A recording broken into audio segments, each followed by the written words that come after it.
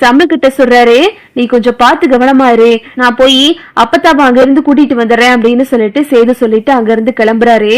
இத பாத்துக்கிட்டு இருந்த ரவுடிங்க எல்லாம் இதுதாண்டா சரியான நேரம், அந்த சேது இங்க இருந்து கிளம்பிட்டான், நம்ம இந்த சமயம் பார்த்து நம்ம தான் ராஜாங்கத்தை கொலை பண்ணணும், நம்ம அண்ணே சொன்ன மாதிரி அப்படின்னு சொல்லிட்டு 4 பேரும் மாடியில ஏறி குதிச்சு வீட்டுக்குள்ள வந்துடுறானுங்க.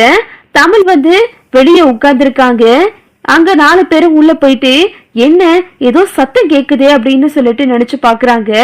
அங்க பார்த்தா கத்தி கோயுமா யாரோ ராஜாங்க ரூம்ல போற மாதிரி இருக்கு. இத பாத்துட்டு தமிழ் ஐயோ யாருன்னு தெரியலையே அப்படின்னு சொல்லிட்டு பின்னாடி போய் கட்டைய வச்சு அடிச்சுறாங்க.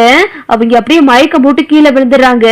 வேகமா மாமா இங்க பாருங்க மாமா, யாரோ உங்களை கொலை பண்ண வந்திருக்காங்க அப்படின்னு சொல்லிட்டு ராஜாங்கத்தை எழுப்பி அங்க இருந்து ராஜாங்கத்தை வேற ரூமுக்கு மாத்திடுறாங்க. மோகனா எல்லாரும் பதற ஆரம்பிச்சிடுறாங்க.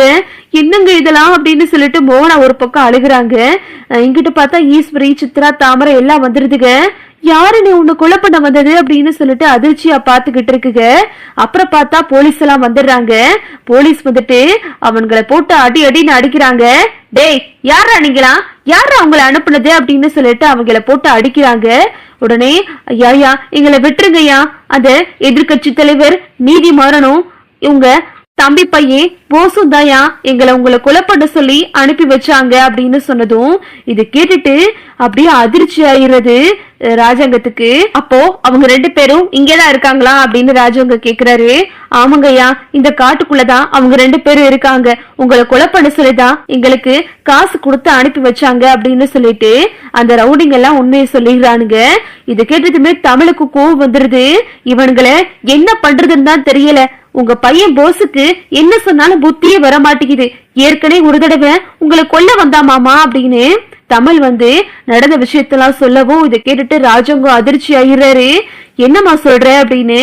ஆமா மாமா, ஏற்கனவே நீங்க ஹாஸ்பிட்டல்ல ஆக்சிடென்ட் ஆகி படுத்திருக்கும் போது உங்களை கொலை பண்ண போஸ் வந்தா மாமா, கத்தி எடுத்து கொலை பண்ண வரும்போது நான் குறுக்க வந்தேன். அப்போ ஈஸ்வரியத்தை அவங்க பையனை தலையில அடிச்சு கீழே தள்ளி விட்டாங்க. நானும் ஈஸ்வரியத்தையும் தான் உங்களை காப்பாத்தணும். ஈஸ்வரியத்தை அவங்க பையன் மேல வச்சிருந்த பாசத்தினால இந்த விஷயத்த சொல்ல வேணான்னு கேட்டுக்கிட்டாங்க. அதனாலதான் நான் இந்த விஷயத்த சொல்லலாமாமா. அது மட்டும் இல்லாம இந்த ஊரை பக்கமே இருக்க கூடாது அப்படின்னு சொல்லிட்டு நானும் மிரட்டி வச்சிருந்தேன்.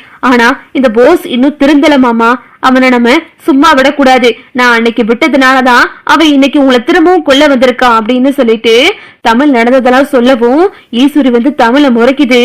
ஐயோ இவ வேற எல்லாத்தையும் சொல்லிட்டாளே அப்படின்னு சொல்லிட்டு உடனே ராஜாங்க என்ன ஈஸ்வரி இதெல்லாம் உன் பிள்ளைக்கு எப்படி சொன்னாலும் புத்தி வராதுல அப்படின்னு சொல்லிட்டு ராஜாங்க ரொம்ப கோமா ஈஸ்வரியை திட்டிக்கிட்டு இருக்காரு.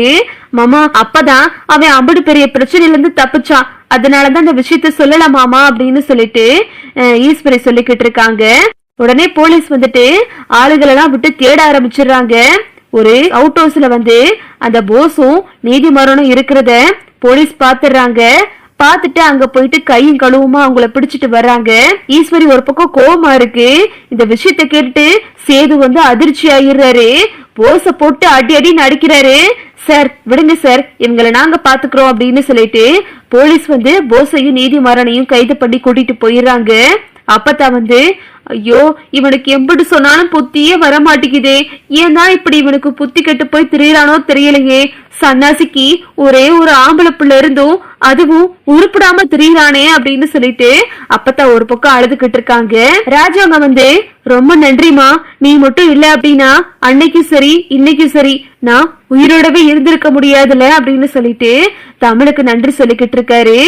இதுதான் அடுத்தடுத்து நடக்க போகுது. ஓகே விவோஸ், இந்த வீடியோ உங்களுக்கு பிடிச்சிருந்தா லைக் பண்ணுங்க, ஷேர் பண்ணுங்க, மறக்காம நம்ம சேனலை சப்ஸ்கிரைப் பண்ணிக்கங்க. தேங்க்ஸ் ஃபார் வாட்சிங்.